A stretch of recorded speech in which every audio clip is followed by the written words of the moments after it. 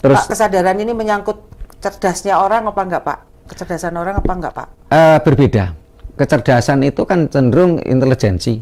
Nah, kalau dalam istilah sekarang itu kan IQ, intelijensi. Kalau kesadaran itu kan SQ, spiritual quotient, kecerdasan spiritual. Sehingga kami pernah punya program itu pelatihan HSQ, bukan pelatihan apa namanya Intelligence. SQ, ya, tapi HSQ. HSU itu singkatan apa, Pak? Holy Spiritual Quotient. Oh, secara holistik. Ya, holy itu artinya suci. Oh, holy suci. Ya, holy suci. Ya. Oke, baik, luar biasa. Sekarang nggak ada lagi nih, Pak, pelatihannya. Itu pembelajaran semedi yang saya pelajari. Jadi kalau banyak ada yang ingin belajar ya bisa saja.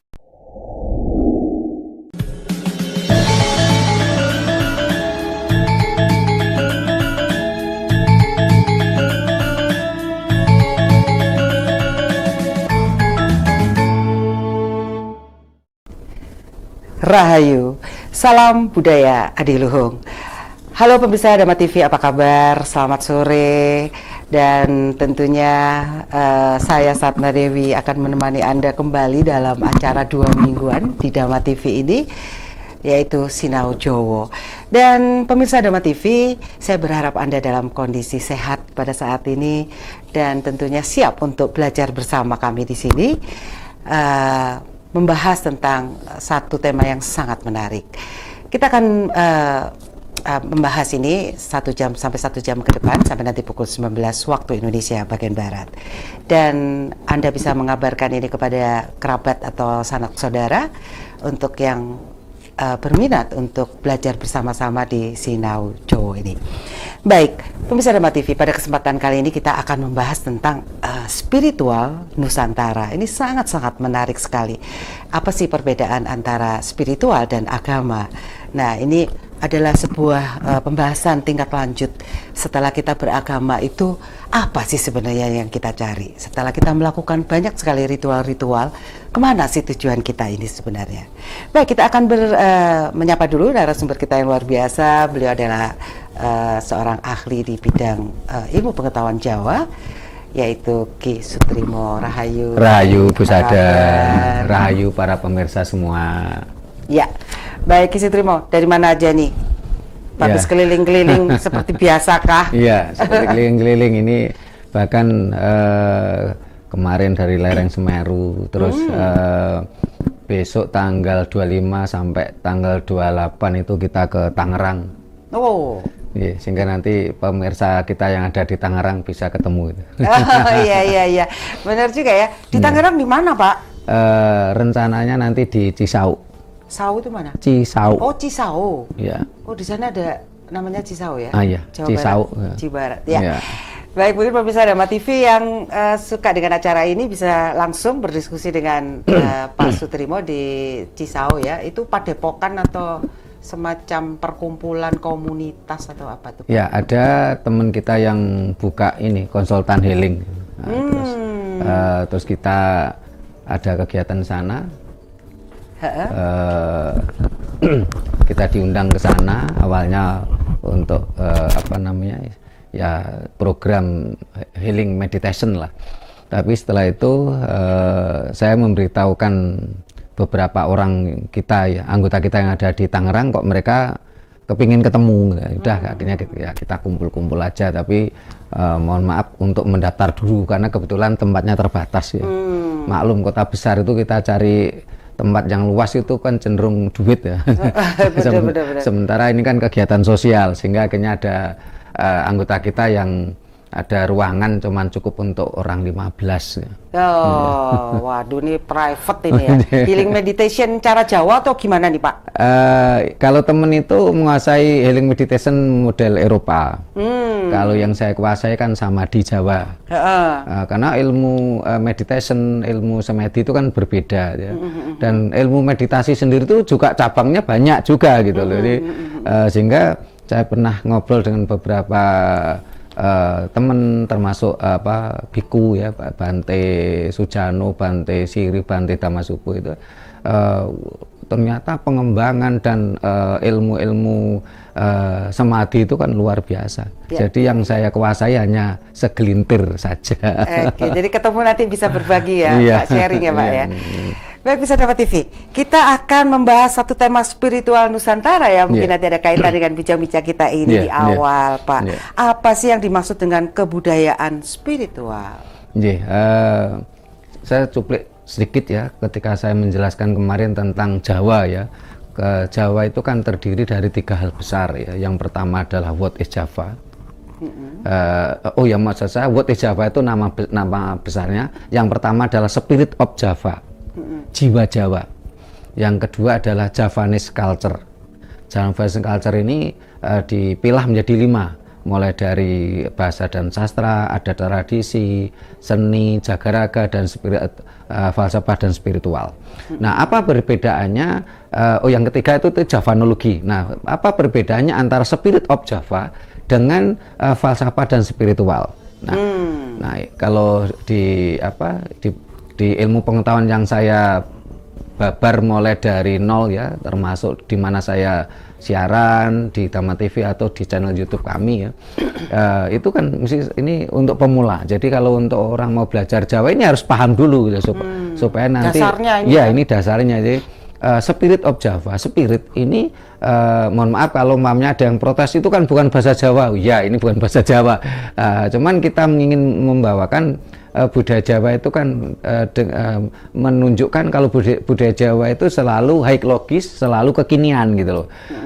Karena dasar ajaran Jawa itu serateles, alam semesta. Ajaran Jawa tidak menggunakan kitab kering yang dicetak sekian ribu tahun yang lalu gitu loh. Jadi selalu kekinian, up to date, itu yang pasti gitu. Nah, spirit, sehingga saya menggunakan istilah Spirit of Java. Spirit itu artinya adalah semangat. Spirit artinya adalah hidup. Spirit artinya adalah energi. Ya. Jadi spirit bisa berarti semangat, bisa berarti jiwa, bisa berarti hidup, ya, bisa berarti energi. Spirit itu. Sehingga kita juga membedakan spirit atau spiritual, terus spiritualis. Nah, terus kalau spirit itu adalah jiwa, spirit itu adalah hidup, spirit itu adalah energi ya. Nah, kalau spiritual itu adalah keilmuannya. Keilmuannya. Nah, kalau spiritualis adalah pelakunya. Nah, selama ini banyak sekali di antara kita seringkali dia suka mengaku-ngaku spiritualis. Padahal memang ya kalau kita mau jujur, orang yang mengaku-ngaku biasanya malah bukan yang sebenarnya. Banyak teman-teman itu mohon maaf, dia mamanya pergi ke punden bakar dupa, ya itu udah kadang-kadang udah ngaku spiritualis. Ya. Sering tuh saya lihat di medsos itu atau di teman-teman para penggiat budaya itu, dia terbiasa bakar dupa aja udah ngaku spiritualis. Padahal itu belum spiritualis, itu baru peritualis. Ritual ya. Ritual. Pelaku ritual. Nah, kalau kita bicara ritual, ini mohon maaf, bagi Muslim sholat itu ritual. Bagi Nasrani mereka ini biasanya di gereja atau sembahyang di rumah ya dengan itu kan ritual juga. Orang Buddhis pergi ke wihara itu ritual. Orang Hindu pergi ke pura itu ritual. Nah, penggiat budaya dia bakar dupa di punden itu ritual. Jadi bagi orang yang paham seperti ini kadang-kadang malu sendiri, kadang-kadang kemampuan dia belum seberapa dan udah ngaku-ngaku spiritualis gitu. Nah, ini kan harus ya memang tingkat kesadarannya berbeda, sehingga saya tidak menyalahkan orang yang ngaku-ngaku spiritualis lah. Karena sebenarnya yang menilai ya sebenarnya diri kita sendiri, kejujuran loh ya, bukan pengakuan. Setelah itu ada pengakuan dari alam. Nah, karena kalau kita bicara spirit itu jiwa, itu energi, orang Jawa bilang energi itu kekal, hidup itu kekal. Ya. Kalau bahasa sainsnya itu kan energi itu kekal. Orang Jawa bilang spirit itu kekal, hidup itu kekal. Yang tidak kekal adalah kehidupan. Nah, itu spiritual. Bagaimana kalau saat ini membedakan ya, kadang-kadang kita ini benar-benar sudah spiritual atau belum ya? Kita harus jujur pada diri kita sendiri. Ada tolok ukurnya ya Pak? Tolok ukurnya dalam perilaku. Ya, dalam perilaku ketika manusia itu menghadapi masalah. Karena hidup itu kan memang harus memecahkan masalah. Sehingga ketika semua manusia di muka bumi ini diberi waktu yang sama oleh Tuhan, yaitu 24 jam. Tidak ada orang yang diberi waktu cuma 20 jam atau ada orang yang diberi waktu 50 jam, tidak ada. Semuanya 24 jam. Ya. Entah itu di kutub utara sekalipun tetap 24 jam. Cuman mataharinya kadang-kadang ada, kadang tidak ya. Tapi tetap 24 jam. Itu pembagian waktu. Nah, kalau dalam waktu 24 jam tadi, orang itu tadi tidak mampu menyelesaikan satu masalah, berarti apa? Berarti spiritnya, berarti jiwanya, berarti SDM-nya ini di bawah rata-rata. Karena dia tidak mampu menyelesaikan satu masalah sekalipun. Nah, kalau manusia itu mampu menyelesaikan satu masalah dalam kurun waktu 24 jam tadi, berarti standar. Semakin banyak masalah yang dia selesaikan, ya otomatis semakin tinggi SDM orang tadi dan spiritual orang tadi. Nah, ketika bicara spiritual, dalam mempelajari spiritual, dalam bagaimana tentang spirit kita, ini gini, spirit tadi kan hidup. Ya, hidup itu kekal. Bagaimana hidup kita mampu berkomunikasi dengan Sang Maha Hidup. Nah, sehingga kemarin ada orang bertanya, bisa nggak orang agamis itu sekaligus menjadi spiritualis? Saya jawab tidak bisa. Kalau orang agamis itu kan cenderung, mohon maaf, dia terkungkung dalam kotak. Dia tidak mungkin akan bisa menjadi spiritualis, kecuali dia sudah mulai tidak lagi agamis. Dia akan naik menjadi spiritualis. Nah, keluar dari kotak itu keluar dari kotak tadi. Kalau dia masih di dalam kotak ya tetap agamis, dia sulit untuk menjadi seorang spiritualis gitu loh. Baik. Gitu ya. Itu jadi menjadi sebuah ciri ya, ciri khas kalau kita lihat. Berarti kita harus, untuk bisa keluar dari kotak itu, apakah dipicu oleh apa sebenarnya Pak? Jangan jawab dulu ya, Pak, ya. Yang Pemirsa Nova TV tentunya penasaran dengan jawaban Pak Sutrimo. Kita ketemu slide 1 ini.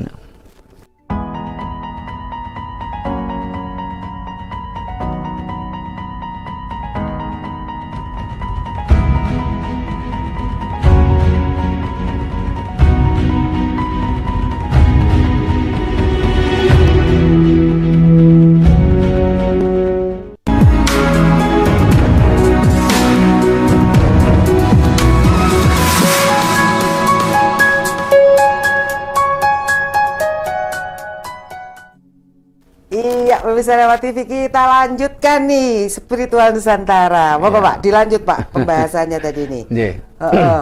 Jadi kalau kita ingin menjadi seorang spiritualis ya kita memang harus belajar spiritual, dan kuncinya itu tadi, spirit itu adalah hidup, spirit itu adalah energi.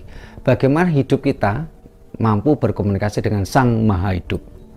Bagaimana hidup kita atau energi kita mampu bersinergi dengan energi semesta. Karena tumbuhan itu juga punya hidup, binatang juga punya hidup, alam semesta itu punya hidup. Wong halus. Iya, ada wong halus punya hidup. Bahkan, mohon maaf, kerikil di pinggir jalan itu pun punya energi. Nah, ini yang seringkali kan oleh orang-orang ajaran Dayoh ini kan seringkali kita tuh kan dibully. Yang katanya nyembah batu, pohon dan sebagainya. Leluhur kita dulu katanya nyembah pohon. Kalau nenek moyang kami nggak datang ke sini, bangsa ini masih nyembah pohon katanya. Ini menghina kita, membuli kita. Padahal keyakinan leluhur kita itu bagus loh, dan itu sangat saintis sekali loh. Karena apa? Karena leluhur kita sudah mengajarkan bahwasanya alam semesta ini ada energinya. Energi ada di mana-mana. Energi itu meliputi segalanya. Pak, kenapa kok leluhur kita tuh mampu melihat itu, Pak? Kepekaannya itu dari mana sebenarnya? Karena pengalaman peradaban tentunya. Dan peradaban kita memang jauh lebih tua dibandingkan yang lain. Karena kalau kita bicara tentang populasi kehidupan, tentang populasi alam, sesuatu itu awalnya kan alamnya kan terdiri ada air, api, tanah, udara. Ya. Di tanah kita ini air banyak, ya, api ada, kelengkapan itu ada di sini. Jadi laboratoriumnya lengkap gitu, lengkap Pak, di sini, maksudnya ya, ya Pak ya. Sehingga termasuk banyaknya pepohonan-pepohonan ini di sini ini banyak. Flora fauna kita sangat ragamnya luar biasa. Cina juga banyak Pak, Cina ya. Pak. Tetapi ada perbedaannya. Iya, apa tuh? Seperti gini, flora yang ada di Cina itu ditanam di Indonesia tumbuh. Tetapi ketika dibawa ke gurun tidak tumbuh. Di gurun Cina maksudnya? Di gurun di sana, di daerah gurun Timur ya? Tengah gitu. Atau taruhlah umpamanya flora yang ada di Eropa ditanam di sini tumbuh. Tapi dibawa ke Timur Tengah tidak tumbuh. Di Eropa maksudnya, dibawa ke Eropa? Flora Eropa dibawa ke Timur Tengah tidak tumbuh. Oh, ya musim dingin deh kono, ya. Itu musim panas. Tetapi flora yang di Timur Tengah dibawa ke sini tumbuh. Salah satunya kurma. Iya. Ya. Penghasil kurma jadinya. Kurma. Apel ini ya asli Eropa, ditanam di Timur Tengah tidak tumbuh, di sini tumbuh.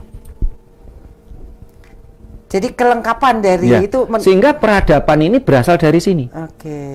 Peradaban berasal dari sini. Keyakinan-keyakinan filosofi-filosofi itu berasal dari sini. Jadi filsafat itu kan berpikir ya Pak ya. Ya. Jadi leluhur kita ini banyak berpikir karena laboratorium meneliti, berarti peneliti ya. Sehingga orang Jawa bilang kayak ilmu titen. Nah, itu ada ilmu titen itu ilmu titen ya? ini kan penelitian. Betul. Ya. Betul. Nah, selama ini kan leluhur kita kan dibully. Katanya wong Jawa ki ilmu titen dengan mencibir. Padahal ilmu titen ini sangat akademis sekali. Penelitian bahasanya ini ya. Kita dibully, ini katanya gugon tuhun, gathuk mathuk ya. Padahal sesuatu yang gathuk mathuk itu juga logis sekali. Ya, sebagai contoh mamanya istilahnya bagaimana udeng atau topi di kepala ya. Ini kan memang gathuk mathuk, tapi kan logis sekali. Sangat tidak etis kalau topi itu taruh di kaki kita gitu. Sehingga dari hal semacam ini bisa dikatakan sumber peradaban itu di sini. Ya. Sehingga kalau umpamanya ketika ada pengaruh luar ke sini, di sini sebenarnya begitu mudah untuk asimilasi. Kan memang sumbernya dari sini. Betul, sumbernya dari sini. Sumbernya dari sini. Cuman kita ini, mohon maaf, leluhur kita dulu mengajarkan kepada kita, ini kan satu tadi, spirit of Java. Bagaimana jiwa kita, hidup kita, ini menjadi Jawa. Jawa ini kan artinya bukan sukuisme, bukan teritorial. Jawa ini artinya kan sesuatu yang tidak pernah mati. Ya. Sehingga digambarkan, disimbolkan semua aksara Jawa dipangku mati untuk dapat konsonan kecuali huruf Ja dan Wa. Ya itu Pak, itu udah mati tuh bahasa kita, aksara kita. Ya. Sehingga siapapun kita, ya, entah itu mohon maaf saya yang penampilan seperti ini, dan mohon maaf Bu Sada barangkali mirip-mirip kayak India contoh, atau kayak Arab gitu ya, atau orang-orang Eropa gitu ya. Tapi kalau dipangku mati berarti belum Jawa, walaupun orang itu keturunan suku Jawa. Maksudnya apa Pak dipangku mati nih? Dipangku ini kan dipangku oleh keadaan. Contoh, saya kasih contoh aja. Contoh. Ada orang dulu itu sepeda motornya itu jelek. Nah, setelah itu entah dia beli togel menang ataukah istrinya jadi TKW ya. Setelah itu dia bisa beli motor Ninja sebagai contoh gitu. Waktu motornya jelek, dia itu sangat familiar, humanis ya. Tapi setelah pakai Ninja, dia lupa diri. Anak sombong. Sombong. Nah, berarti apa? Nah, di pangku Ninja aja mati. Oh gitu. Atau dulu dia sebelum jadi RT dia humanis. Setelah jadi RT dia jadi sombong. Berarti di pangku jabatan sekelas RT aja mati. Oh iya, oke. Mati itu mati kesadaran. Mati kesadarannya. Maksudnya gitu ya Pak, ya? Mati kesadaran dia. Okay. Sehingga yang utama kan harus spirit of Java. Bagaimana jiwa kita yang tidak pernah mati, yang selalu eling lan waspodo, yang selalu sadar. Seimbang. Ya. Ini yang terpenting di situ. Oke, baru nggak nih Pak yang disebut di pangku itu tadi Pak. Iya, ya di pangku ya. Baik, jadi memang prinsipnya di keseimbangan tidak berlebihan atau lebay itu tadi jadi yang sombong, akhirnya serakah, tidak gitu emosional, jadi, tidak reaksional. Cepat tanggap bagus, tapi tidak reaksional. Karena banyak orang yang emosional, reaksional, gitu loh. Ada apa-apa langsung bereaksi tanpa pikir panjang. Jadi harus dipikirkan dulu ya. Baik, apa perbedaan antara agama dan spiritual? Nah, tadi sudah kita jelaskan bagaimana tentang spiritual, mulai dari spiritual, spiritualis. Nah, agama harus kita jelaskan dulu supaya para pemirsa tidak salah paham. Wong Jawa juga ono agamane ora? Ya, agama menurut KBBI, kalau yang pernah saya pelajari itu KBBI itu diambil dari Yunani malahan. Dari agama dari bahasa Yunani awal. Itu tidak, agama itu kacau. Dalam Kamus Besar Indonesia, dari KBBI Kamus Besar Bahasa Indonesia, yang dimaksud agama adalah sesuatu yang tidak kacau. Tidak, agama itu kacau. Sehingga ada sebuah harapan orang yang beragama, orang yang beradab atau orang yang tidak kacau. Tidak liar gitu ya. Tidak liar. Tetapi kalau agama dalam sastra Jawa itu berbeda. Agama dalam sastra Jawa itu tidak, agama itu adalah aturan. Sehingga agama kalau dalam perspektif sastra Jawa artinya tidak beradab malahan, tidak beraturan. Ya. Nampaknya perspektif sastra Jawa malah sesuai fakta sekarang. Banyak orang beragama, orang yang agamis dengan menyebut nama Tuhannya dia membunuh. Bagaimana dia teriak-teriak dengan menyebut nama Tuhannya dia merusak milik orang lain? Lah berarti kan beragama malah biadab. Ini malah kalau menurut saya malah cocok dalam perspektif Jawa malahan. Beragama berarti biadab. Ini saya katakan. Jadi saya di sini tidak menghina orang agamis, tidak. Ini makna kata. Ya. Nah, bagaimana orang-orang agamis supaya beradab? Lah silahkan direnungkan sendiri bagaimana. Saya tahu Pak, nanti aja ya lagi. Nah, apa yang dimaksud dengan kehidupan spiritual? Jadi sehingga di sini sudah paham ya, jadi yang dimaksud agama itu ada dua perspektif ya. Sehingga kalau di dalam dirasakan sendiri lah ya. Silakan rasakan sendiri. Bahkan di dalam berbagai literasi Jawa tidak pernah disebutkan agama, tetapi namanya negara kertagama, asmaragama. Ya, agama itu aturan. Aturan bersamaan. Negara kertagama berarti aturan dari negara Karta itu tadi. Jadi bagaimana negara menjadi kerta? Kerta itu makmur. Bagus ya, negara kertagama. Negara kertagama. Aturan negara, ini undang-undang negara supaya negara itu menjadi makmur. Rakyatnya berjalan sesuai dengan aturan yang disepakati tanpa harus ada perintah, ada larangan, ada ancaman, dan ada iming-iming. Sehingga digambarkan dalam serat negara kertagama ini rakyat itu menjalankan aturan tanpa harus diawasi. Karena dia memahami hukum dan sistem itu sendiri, kesadaran, yang lifestyle, gaya hidup gitu loh. Bukan sekedar memahami way of life, pandangan hidup, serat garing. Ya. Kalau saat ini kan dari situ bicara kesadaran kan bangsa ini sangat lemah. Orang kalau mohon maaf ini kalau ada polantas dia nggak mau melanggar. Tapi kalau nggak ada polantas lampu merah ya jalan terus. Atau pakai helm, gara-gara ntar ada polisi. Padahal kita harusnya kesadaran untuk ini kan. Kesadaran kita sangat lemah, kesadaran kita. Itu tadi tentang agama. Nah, terus Pak, kesadaran ini menyangkut cerdasnya orang apa enggak Pak? Kecerdasan orang apa enggak Pak? Berbeda. Kecerdasan itu kan cenderung intelijensi. Kalau dalam istilah sekarang itu kan IQ, intelijensi. Kalau kesadaran itu kan SQ, spiritual quotient, kecerdasan spiritual. Sehingga kami pernah punya program itu pelatihan HSQ, bukan pelatihan intelligence SQ. Ya, tapi HSQ. HSQ itu singkatan apa Pak? Holy Spiritual Quotient. Secara holistik. Ya, holy itu artinya suci.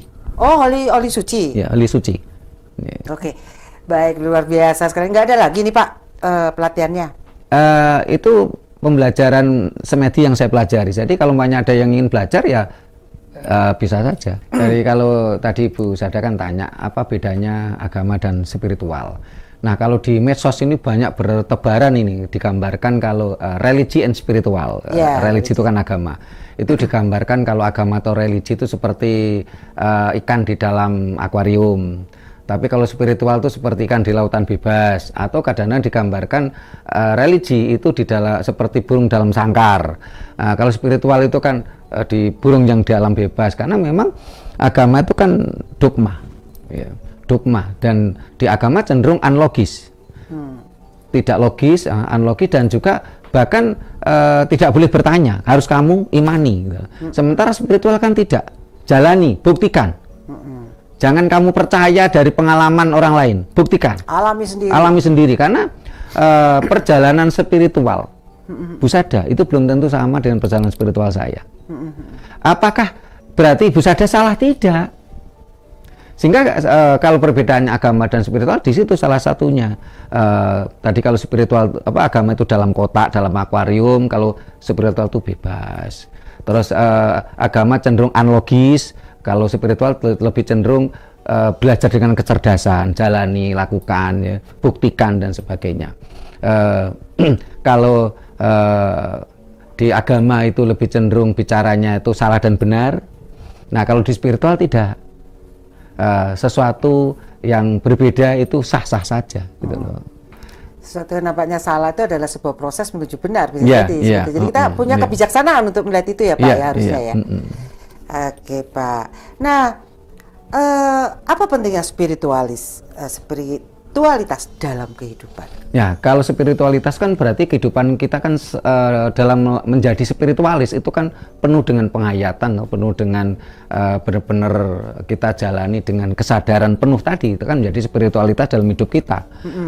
Jangan sampai kita ngaku tadi di depan saya katakan banyak orang yang mengaku-ngaku spiritualis ternyata dia baru peritual gitu loh. Nah ini kan yang kita harus sadar diri, berarti kalau kita seorang spiritualis bener kan malah kita malu gitu, karena kesadaran itu kan ya kesadaran kan muncul dari diri kita. Betul. Sehingga orang Jawa bilang kan gomo budi siwa Buddha. Gomo budi, gomo itu aturan, budi itu kan hati nurani, kesadaran. Iya. Nah, kalau kita punya kesadaran kan kadang-kadang malah kita itu tadi yang penting dalam perilaku kita. Ya, bagaimana kita berperilaku. Kalau kadang-kadang kita memandang orang lain kadang-kadang masih mudah mencela, ya, ini kan tentunya kesadaran kita kan masih rendah. Tetapi kita juga harus membedakan bagaimana orang membuli, mencela, menghina dengan menyampaikan sebuah kebenaran. Nah, karena selama ini mohon maaf banyak orang-orang yang agamis ini kan baperan. Ketika orang menyampaikan suatu kebenaran dianggapnya katanya menghina.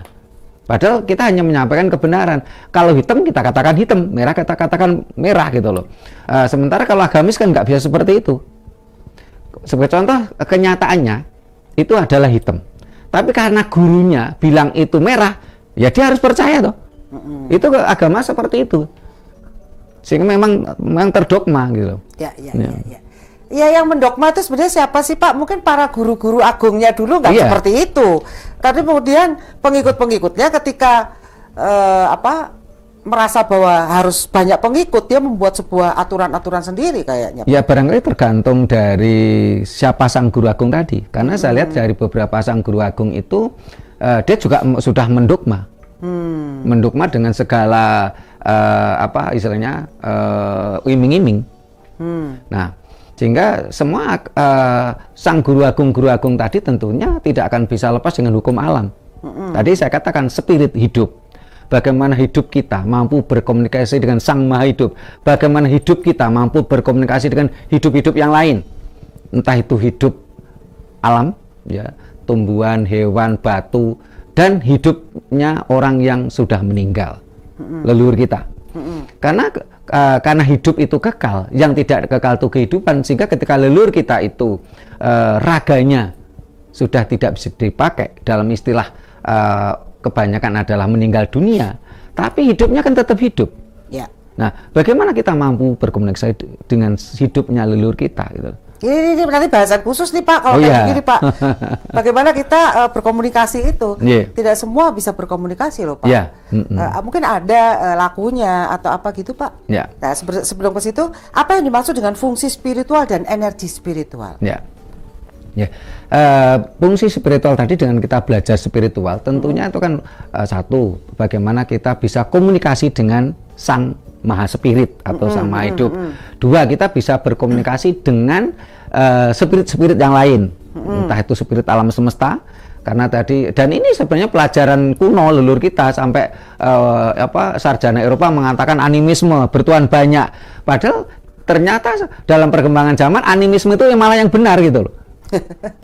Karena di setiap benda itu ada energinya, bisa berkomunikasi lagi.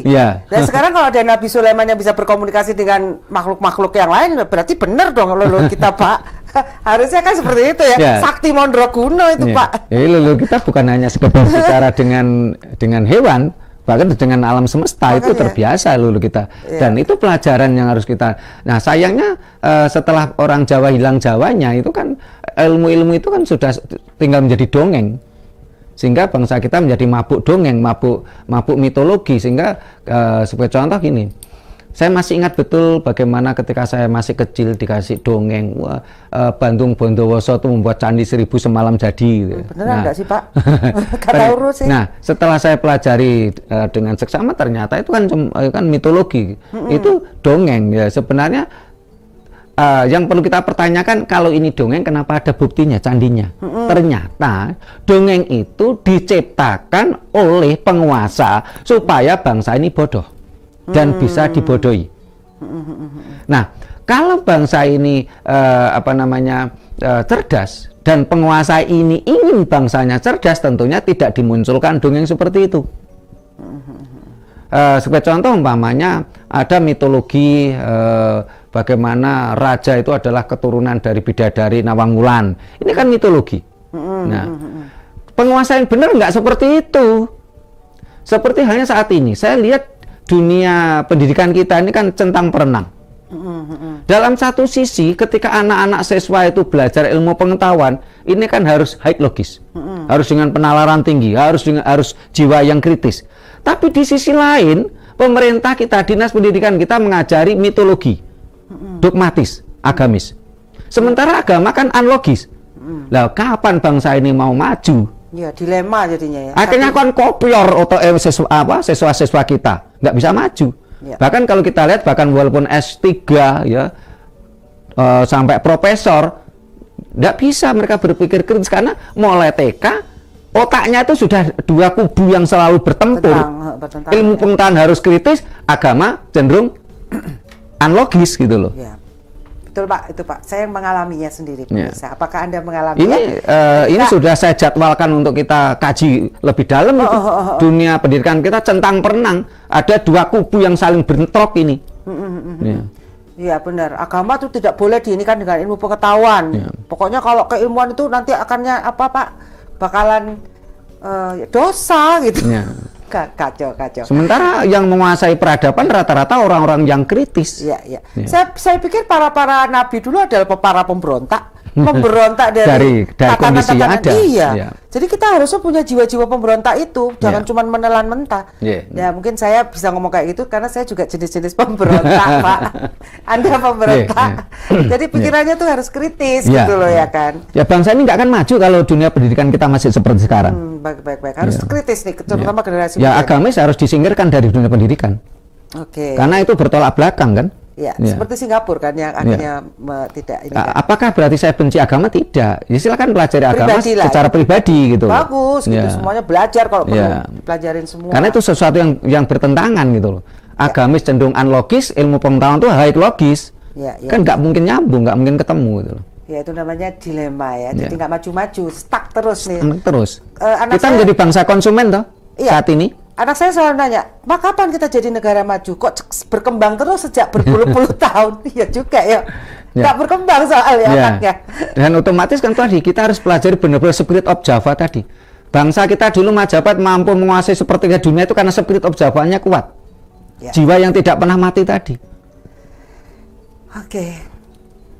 Semoga timbul-timbul pemikiran gitu ya.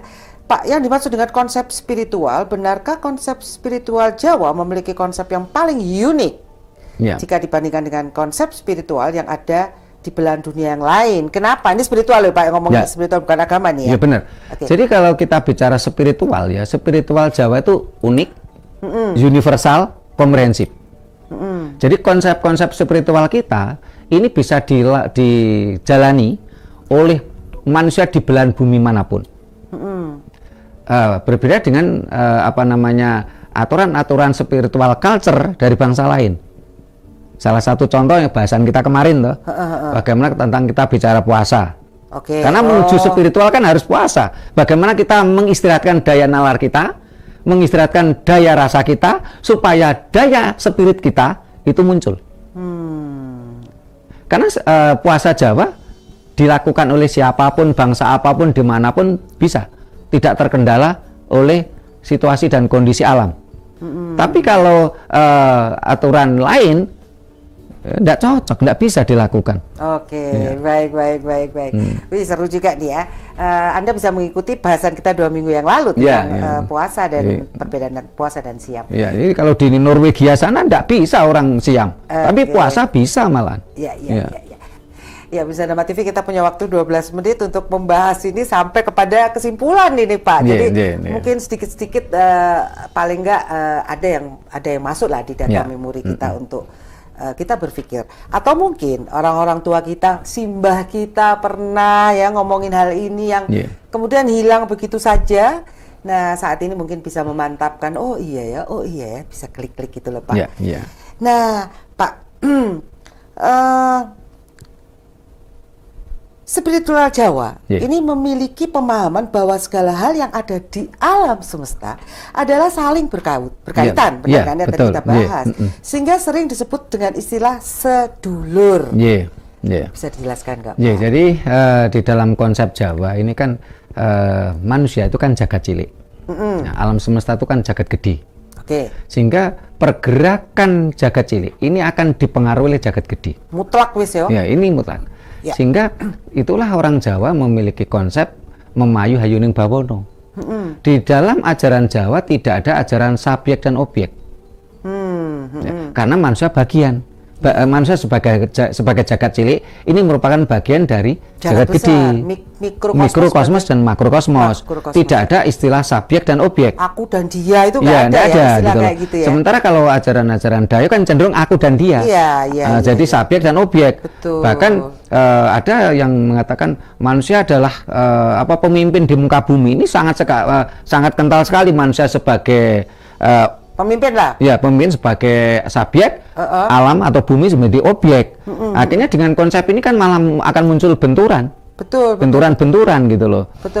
Kalau konsep Jawa tidak. Apapun yang pergerakan mikrokosmos jagat cilik ini akan dipengaruhi oleh makrokosmos. Apapun pergerakan makrokosmos atau jagat gede ini akan mempengaruhi mikrokosmos. Sehingga di dalam makrokosmos itu ada anasir tanah, air, api, dan udara. Di dalam tubuh manusia pun juga ada tanah, air, dan udara. Sehingga orang Jawa pun mengenal ilmu moksa. Sehingga ketika orang Jawa bilang yen kurungane manuk jebol, ya manuke mabur.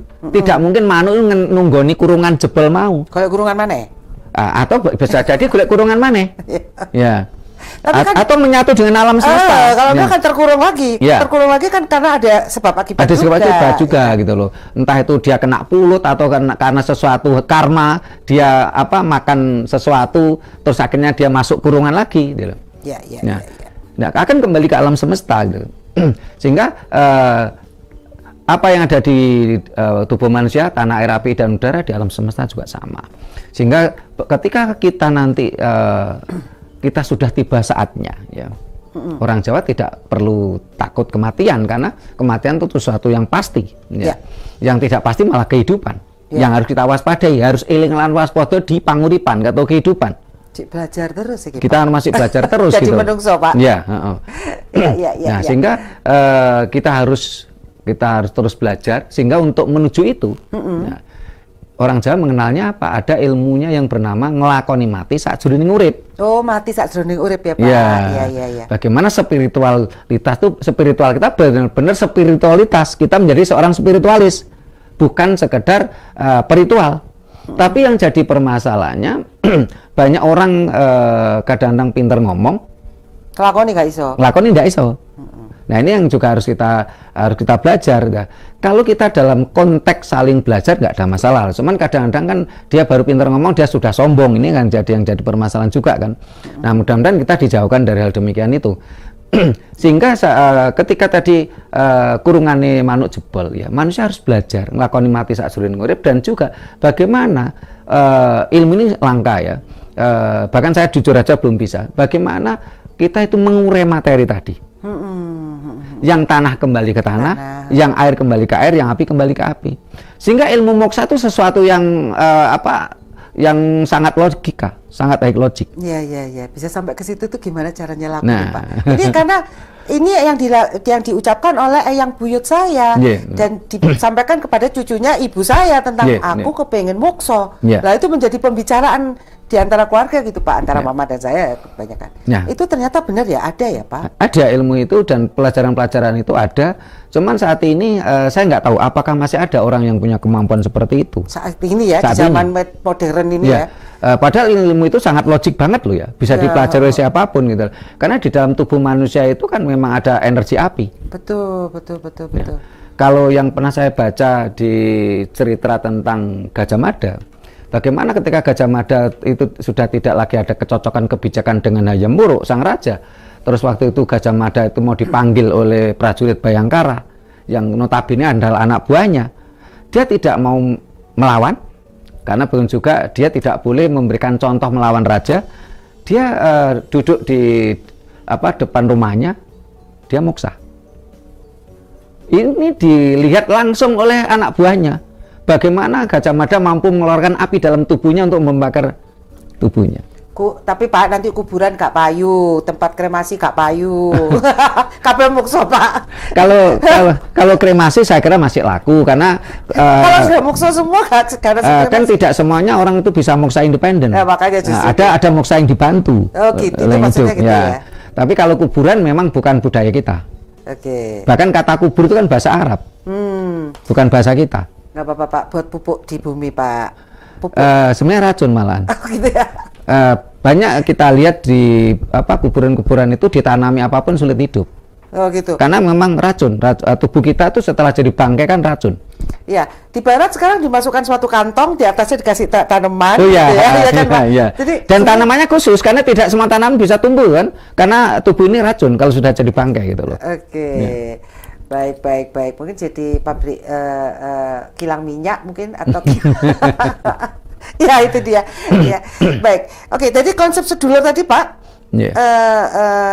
amat sakral dan mendapat posisi terhormat di ajaran Jawa, Pak. Ya, karena kita harus sadar tuh tentang sedulur papat lima pancar yang ada dalam tubuh kita, tentang tanah, air, api, dan udara, dan juga sedulur papat itu meliputi material lain juga. Karena konsep sedulur papat itu kan dari ini sebuah pengetahuan tapi banyak versi.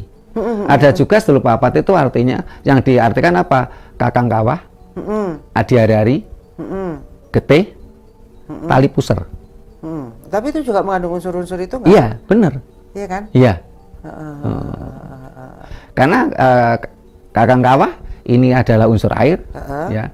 Adi hari-hari itu adalah unsur bumi, tanah ya? Ya, tanah. Terus darah unsur api, tali pusar itu unsur angin. Sehingga orang Jawa dulu kalau umamnya bayi itu setelah cuplak pusar, ini kan kalau orang sekarang kadang-kadang ya dibuang begitu saja ya. Atau kadang-kadang yang tali itu dibiarkan aja atau hilang karena unsur angin. Oh iya, Pak, ya. Benar. Ya. Nah, kalau leluhur saya mengajarkan kepada saya itu ketika anak kita cuplak pusar itu disuruh nguntal bapake. Oh, diuntal ya? Iya. Supaya kalau sang bayi dengan ibunya ini kan jelas sudah ada ikatan. Tapi kalau dengan bapaknya kan nggak ada ikatan. Iya. Nah, ikatannya dengan cara nguntal pusar tadi. Itu bahasanya nguntal, soalnya kalau bahasa Indonesia sulit itu. bukan bukan diminum. Nguntal dilek loh Pak. Ulo itu loh Pak, nguntal Pak. Nguntal. Itu kan ada yang bilang tali pusar itu bisa disimpan kalau anaknya panas, tapi lama-lama hilang. Hilang karena memang itu unsur angin. Iya, hilang loh. Hilang. Kita sempat disimpan. Tinggal katanya. benangnya aja kan. Seharusnya kalau ini juga ilmu pengetahuan untuk yang anak-anak muda ini yang cuplak pusar itu, yaitu ketika anak kita cuplak pusar itu benangnya kan dibuang tuh, itu benangnya kan benang dari rumah sakit atau dari bidan ya, pusarnya diuntal. Apa khasiatnya? Ini kan akhirnya terjadi semacam bluetooth tuh, antara bapak dengan si anak. Lebih erat ya. Erat, yeah. Selain itu Zaki juga umpamanya untuk pengobatan. Anak sakit ya, bapak ekon dongani, banyu putih dongani, bisa jadi penyembuh. Boleh dicoba ini untuk yang sedang hamil dan ingin melahirkan. Ini ada loh ilmunya ya Pak, berarti ya Pak ya. Dan ini kan logik banget loh, ini bukan mistik loh ya. Produk mistik sih mau Pak. Kalau misalnya bukan mistik, ini sangat logik banget kan, karena memang pusar itu kan memang ada keterkaitan dengan bayi, dengan kita tuh, dengan bayi tuh. Kalau itu diuntal bapak kan terjadi semacam bluetooth tuh. Ada apa karena unsur udara itu tadi ya. Iya, ada unsur kita udara. juga punya unsur udara ya, nafas ini ya. Kalau yang namanya mistik kan gini, mohon maaf saya pernah pelajari itu. Kertas putih ditulisi huruf Arab, setelah itu dibakar, taruh gelas, kasih air putih, suruh minum. Terus apal ya. Apal kita. Dulu kan gitu. Ya. Kalau belajar obongan nggak apal. Itu mistik itu malahan itu. Khayal banget sih. Oke. Jadi kita tahu yang karena kertas itu kan nggak ada hubungannya dengan kita. Tapi kalau pusar tadi kan memang ada hubungannya gitu loh. Jangan percaya Pak Sutrimo. Buktikan. Oke Pak. Ya, baik. Nah, kemudian ajaran luhur yang menganggap seluruh makhluk dan unsur yang ada di alam semesta ini sebagai dulur. Nah, keseimbangan alam atau Hamemayu Hayuning Bawono ini gimana terjadinya Pak? Ya. Ini sebagai penutupan pembicaraan kita nih Pak. Ya, jadi alam semesta ini kan tadi sudah saya sampaikan, alam semesta kan makrokosmos. Manusia mikrokosmos ini harus seimbang. Sehingga orang Jawa tidak diperbolehkan asal-asalan menebang pohon, terus mematikan mata air. Nah, karena itu merusak alam semesta. Kalau kita merusak alam semesta, otomatis merusak diri kita. Sementara setelah kedatangan ajaran Daonya kan kita banyak di dogma, katanya pohon besar itu tempatnya setan, harus harus ditebang. Saya menemukan banyak tempat yang dulunya punden, ada pohon besar, itu pohon besarnya hancur, dipotong. Saya sangat miris itu. Ya, padahal penjenengan mendikan di desa itu harus ada 4 pohon besar minimum untuk gitu. ketersediaan air ya di situ ya. Termasuk oksigen. Ya, dan oksigen. Jadi sampai teman-teman kan gini, lah lebih baik kita nyembah pohon lah, karena pohon itu ngasih kita oksigen, ngasih kita air, ngasih kita buah, ya, ngasih kita kayu, ya, daripada nyembah batu katanya. Itu kan sudah IPA loh waktu kita belajar IPA, tapi kemudian jadi bertolak belakang sama ajaran. Iya, tadi kita sampaikan tadi, biasanya dunia pendidikan kita sangat-sangat centang perenang. Jadi otaknya anak-anak kita jadi kopior dalam satu sisi, disuruh kritis dengan ilmu pengetahuan, di sisi lain kita unlogis. Kotak. Dengan sesuatu yang harus dipercaya. Ya Pak. Jadi jangan heran kalau kemudian anak-anak kita menjadi banyak yang agnostik. Sekarang gelombang agnostik tinggi. Banyak anak-anak muda saya tanya banyak mereka. Oke Pak. Baik Pak. Semoga agama bisa. Nggak bisa ya Pak ya, kepercayaan ya.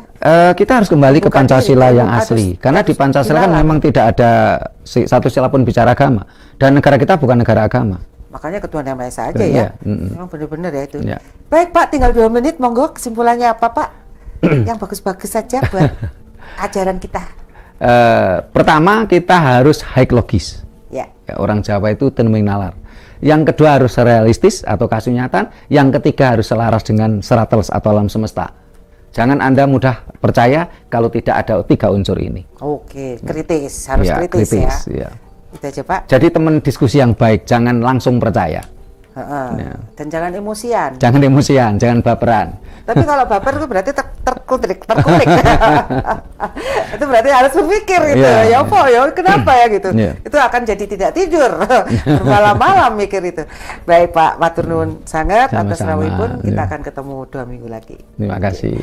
Baik pemirsa Dharma TV, tentunya apa yang sudah kita diskusikan pada saat ini bisa menjadi suatu tambahan ilmu dan wawasan bagi Anda semua. Tentunya nggak perlu harus bertentangan, tetapi bisa menerima ini dan kemudian menjadi sebuah perenungan. Karena apa? Generasi muda, anak-anak cucu kita membutuhkan keterbukaan, wawasan. Kalau kita tetap di kotak itu saja, lama-lama kita dianggap barang antik. Iya. Bener nggak Pak? Ngomong tua aku itu barang antik terus tinggal aja gitu. Itu kan bahaya sekali gitu. Ya, kita harus bisa membuka diri juga untuk ilmu-ilmu yang kita terima. Harus open mind, harus out on the box. Iya. Itu bahasanya anak-anak sekarang ya. Baik, saya Satna Dewi beserta kru Dharma TV mengucapkan banyak terima kasih dan mohon maaf jika ada salah kata. Salam akhir saya, Rahayu. Rahayu. Salam pejuang budaya adiluhur.